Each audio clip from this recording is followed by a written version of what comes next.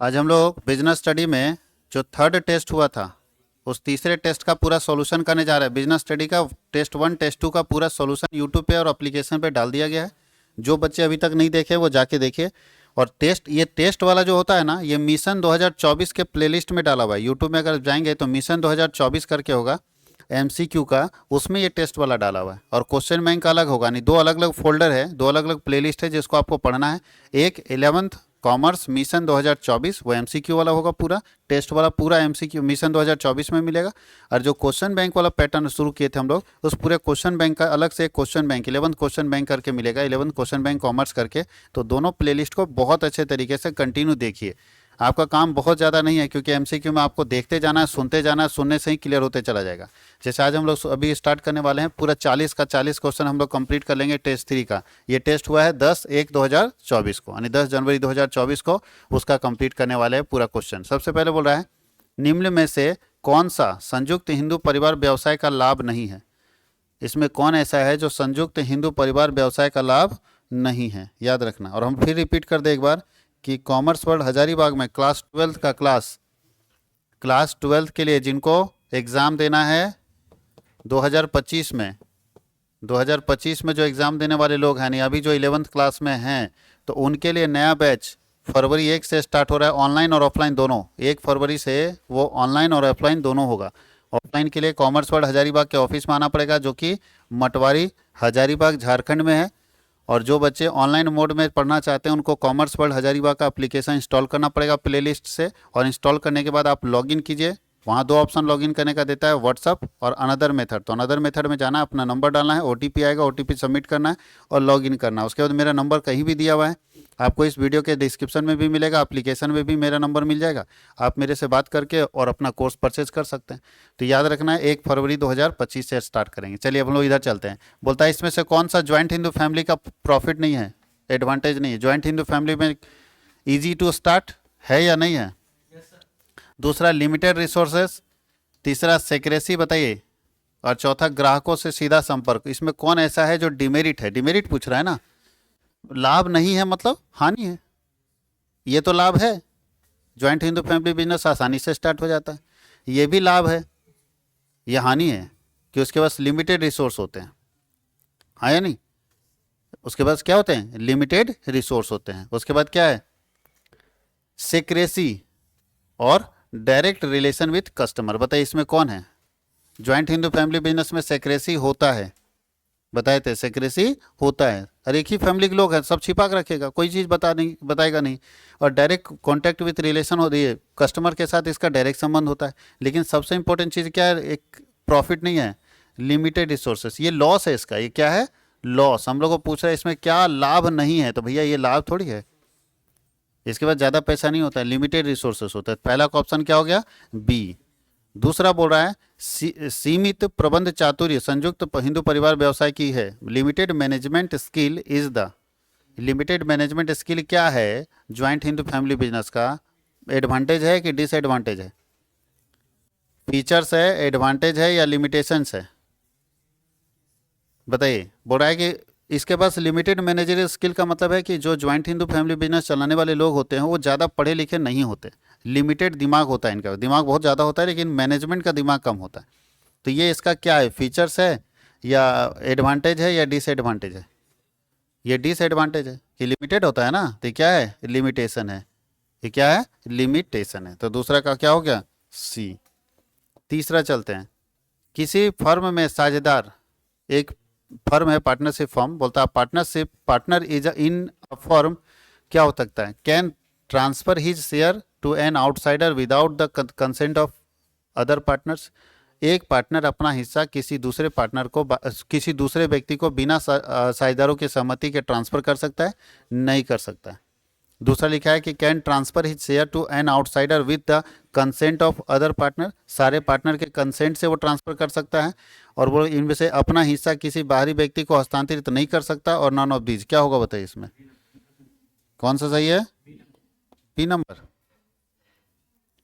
कौन सा सही होगा, सी नंबर।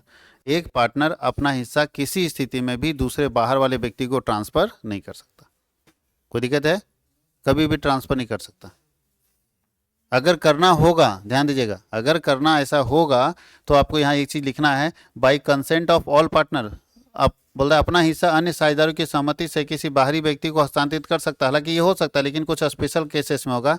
और हमेशा याद रखना है कि कोई भी पार्टनर अपना हिस्सा किसी बाहरी व्यक्ति को ट्रांसफर नहीं कर सकता, क्योंकि यहाँ ट्रांसफर ऑफ टाइटल नहीं है। ये ज़्यादा अच्छा है आंसर, ये भी हो सकता है लेकिन ये 80% के आसपास में, ये 100% ठीक है।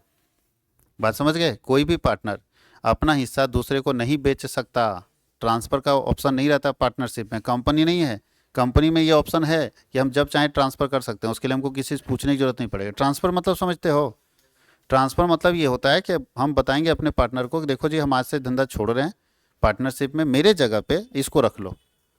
तो बताइए बाकी पार्टनर क्या बोलेगा कि रखना किसको है ये आप तय करके मत जाओ, ये हम तय करेंगे कि किसको रखना। आपको छोड़ना आप छोड़ सकते हो। तो एक पार्टनर के पास अधिकार है कि वो कभी भी अपने बिजनेस से हट सकता है, निकल सकता है। एक प्रॉपर नोटिस दे देगा बाकी पार्टनर को कि भैया हम 17 तारीख से आपके बिजनेस में इन्वॉल्व नहीं रहेंगे, हट सकता है। लेकिन मेरे जगह पे कौन आएगा ये हम तय थोड़ी करेंगे, हम हटने वाले आदमी तय करेंगे। बात समझ गए? इसलिए पार्टनरशिप में कोई भी ट्रांसफर ऑफ टाइटल का ऑप्शन नहीं है, याद रहेगा। तो इसका क्या होगा? सी। साझेदारी की विशेषता क्या नहीं है, इसमें से कौन सा ऐसा फीचर्स है जो पार्टनरशिप में नहीं है? पार्टनरशिप में कौन सा ऐसा फीचर्स है जो नहीं है, बताइए। कौन सा ऐसा फीचर्स है जो पार्टनरशिप में नहीं है, वो हम लोगों को देखना है। पार्टनरशिप में नहीं होने वाला विशेषता कौन कौन सा है?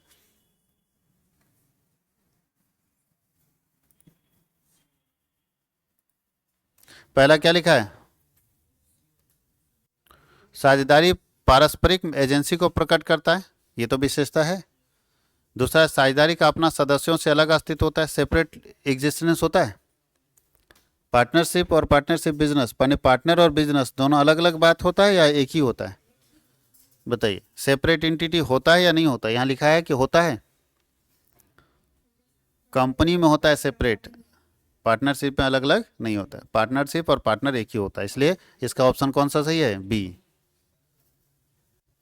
निम्न में से कौन व्यवसाय की विवेशकों लिख दिया, निवेशकों के प्रति सामाजिक उत्तरदायित्व नहीं है, इसमें से कौन सा ऐसा है ना, कौन सा ऐसा काम है जो एक बिजनेसमैन का अपने निवेशक, जो इन्वेस्टर है, जो उसके यहाँ पैसा लगाया, उसके प्रति रिस्पॉन्सिबिलिटी नहीं है, उसके प्रति दायित्व नहीं है? तो बताइए, जो पैसा लगाया क्या करना चाहिए बिजनेस को? जो मेरे यहाँ पैसा लगाया है, पूंजी लगाया है, तो बिजनेस को क्या करना चाहिए? उसके पूंजी का सुरक्षा करना चाहिए। तो पूछ रहा नहीं है? हाँ, नहीं पूछ रहे थे, तो है भाई, जो पैसा लगा उसको सुरक्षित पैसा करोगे ना। दूसरा क्या, उचित समय पर लाभांश लाभ देंगे, ये भी देना चाहिए इसको, तो ये भी है, नहीं पूछ रहा है। पूंजी का सदुपयोग सुनिश्चित करना, नहीं जो पैसा जो भी व्यक्ति मेरे कंपनी में लगाया है उस पैसे का प्रॉपर यूटिलाइजेशन हो, सही जगह पे पैसा लगे, ये भी बिजनेस का लायबिलिटी है। और चौथा, पूंजी, अच्छा पूंजी लगाने देने वाले को हम सैलरी देते हैं? नहीं, पूंजी लगाने वाले को हम लाभ देते हैं। इसका मतलब कौन सा गलत हो गया? डी। 30 का आंसर क्या होगा? गलत, क्योंकि पूंजी जो लगाता है उसको हम लाभ देते हैं, सैलरी कभी देखें पूंजी लगाने में सैलरी मिलेगा? काम करेगा उसको सैलरी मिलेगा। हाँ, अगर कोई व्यक्ति पूंजी भी लगाएगा और काम भी करेगा तो पूंजी के बदले में उसको लाभ मिलेगा और काम के बदले में उसको क्या मिलेगा? सैलरी। याद रहेगा सबको, काम के बदले में क्या मिलेगा? सैलरी। तो ये पे ऑप्शन कौन सा गलत हो गया? डी। सहकारी समिति में सदस्यों का दायित्व क्या होता है? जो कोऑपरेटिव सोसाइटी है उसमें लायबिलिटी सदस्यों का क्या होता है? सीमित होता है या असीमित होता है? सदस्यों का दायित्व क्या होता है? अगर कोऑपरेटिव सोसाइटी डैमेज होता है तो सहकारी समिति में सदस्यों का दायित्व क्या होता है? सीमित होता है, असीमित होता है, या कोई दायित्व नहीं होता है, या इनमें से कोई नहीं? बताइए क्या? असीमित होता है, सीमित होता है, लिमिटेड लायबिलिटी होता है, एक लिमिट से ज़्यादा आप नहीं कर सकते हैं। ठीक है, कोऑपरेटिव सोसाइटी में सदस्यों का दायित्व क्या होता है? अच्छा, सहकारी समिति में सदस्यों की अधिकतम संख्या कितनी होती है? न्यूनतम, न्यूनतम 10 होता है और अधिकतम कितना होता है? जितना रखना रखिए। सहकारी समिति अधिनियम कब पारित हुआ था? 1912 में, 1932 में पार्टनरशिप पास हुआ था। सहकारी संगठन में सदस्यों की न्यूनतम कितना है? 10, अभी तो बता चुके हैं।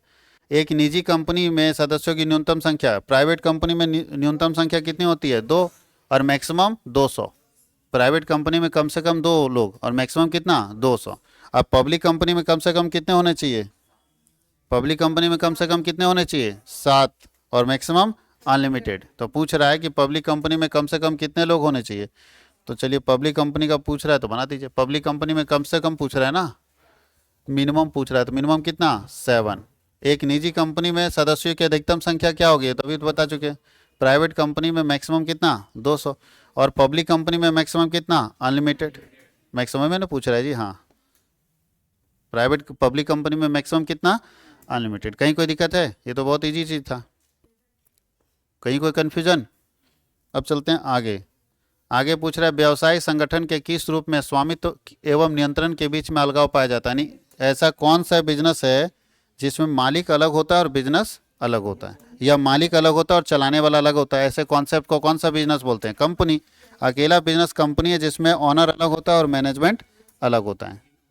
कहीं कोई दिक्कत है, कौन सा बिजनेस है, कंपनी। अरे कंपनी में क्या होता है, जो पैसा लगाने वाला वो अलग व्यक्ति होता है। पैसा लगाने वाले को हम कंपनी में क्या बोलते हैं, शेयर होल्डर्स। और ये धंधा नहीं चलाएगा, धंधा कौन चलाएगा, मैनेजमेंट चलाता है। और दोनों अलग चीज़ है, दोनों अलग अलग चीज़ है।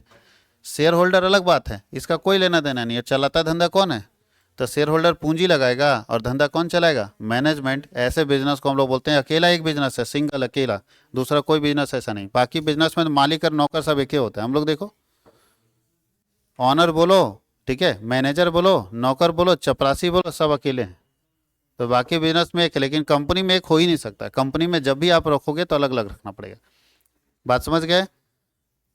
क्या लिखा है कि व्यावसायिक संगठन का कौन सा प्रारूप सबसे अधिक अस्थायी है, मतलब सबसे ज़्यादा स्टेबल कौन सा बिजनेस है जो एकदम फिक्स रहता है, तो कंपनी ना। कंपनी एक बार बनता है तो देखो टाटा कंपनी 100 साल से चल रहा है। क्या 100 साल चल जाएगा सोल प्रोप्राइटरशिप। पार्टनरशिप तो भैया 2 महीना भी नहीं चलेगा, कहीं झगड़ा झंझट हुआ तो। पार्टनरशिप का गारंटी नहीं है। एक नए व्यवसाय की स्थापना करने से पहले क्या क्या विचार किया जाना चाहिए। नया बिजनेस अगर स्टार्ट करना चाहते हैं तो इसमें क्या चीज़ देखिएगा। अच्छा, सबसे महत्वपूर्ण, वैसे देखना तो सबसे महत्वपूर्ण बात क्या ध्यान देना चाहिए, सबसे महत्वपूर्ण बात। वैसे ध्यान तो हमको ये भी देना चाहिए कि मेरा साइज बिजनेस का क्या होगा, पूंजी क्या होगा, सिलेक्शन ऑफ बिजनेस। बताइए सबसे ज़्यादा चीज़ क्या देखना है। अरे ये देखोगे उसके बाद ना औकात आगे देखेंगे। पहले तुम बिजनेस का साइज बना दिया कि हम सिनेमा हॉल खोलेंगे, अब पूछा कितना पैसा, बोले 500, तो बोले भूल जा बाबू, बढ़िया से गुमटी नहीं खुलेगा 500 में। तो पहले ये देख लो, इसके आधार पर तय होगा कि आपका क्या स्थिति है। अब बंद करो।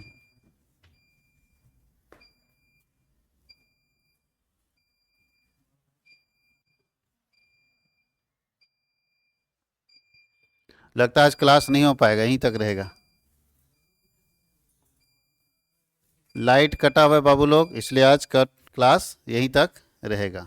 कहीं कोई दिक्कत है, आज यहीं तक रहेगा। कल के क्लास में इसको हम लोग, लाइट कटने के कारण दिक्कत हो रहा है, तो कल के क्लास में इसको 17 नंबर से हम लोग कंप्लीट करेंगे, ठीक है।